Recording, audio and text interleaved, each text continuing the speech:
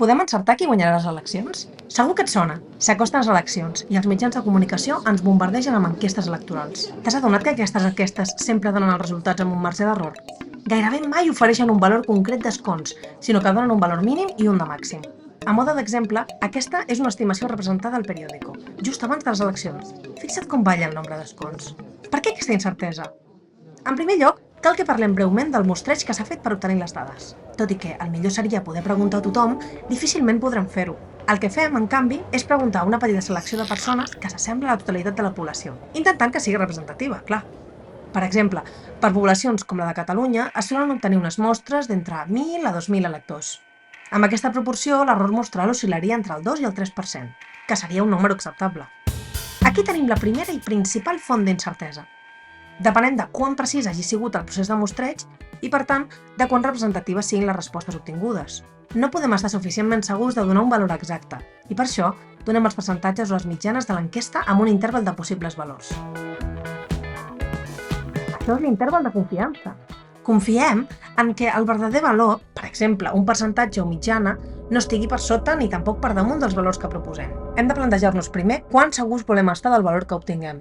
És a dir, quantes vegades estem disposats a equivocar-nos. Un valor típic de confiança és del 95%. El que està dient és que espera errar només un 5% de les vegades. Com veus, en estadística sempre ens basem en probabilitats, pel que tot i estar interessats en un valor concret, acabem donant un interval. El nivell de confiança que vulguem assumir afectarà l'amplada d'aquest interval. Tornem a l'exemple de les anteriors eleccions i centrem-nos en l'estimació d'escons del PSC. Amb una població tan gran com la de Catalunya, una mostra de 905 persones equival a un marge d'error del 3,26%. Suposem que la previsió exacta era de 41 escons.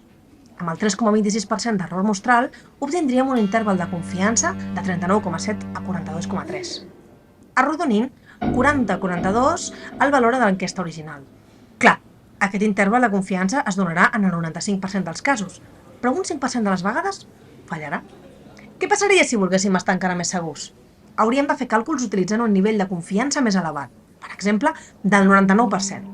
A efectes pràctics, el que passarà és que haurem de fer un interval més ample, per estar pràcticament segurs que no fallarem. Si calculem el marge d'error al 99% de confiança, resulta que tenim un 4,29% d'error mostral. Els nostres límits per l'estimació d'escons del PSC han passat de 39,24 i 42,76 escons, arrodonint 39 i 43. Un escó més per sota i un més per amunt perquè hem augmentat l'exigència, el grau de confiança. En altres paraules, perdem precisió a costa d'equivocar-nos menys. Aquest és un dels dilemes dels sondejos electorals. Trobar el punt on gairebé no s'equivoquin però sense donar intervals massa grans. Si comparem el sondeig amb el resultat electoral, què veiem? Si la previsió d'errar només un 5% de les vegades s'hagués complert, no esperaríem trobar cap error. O, com a molt, potser un error en un dels partits.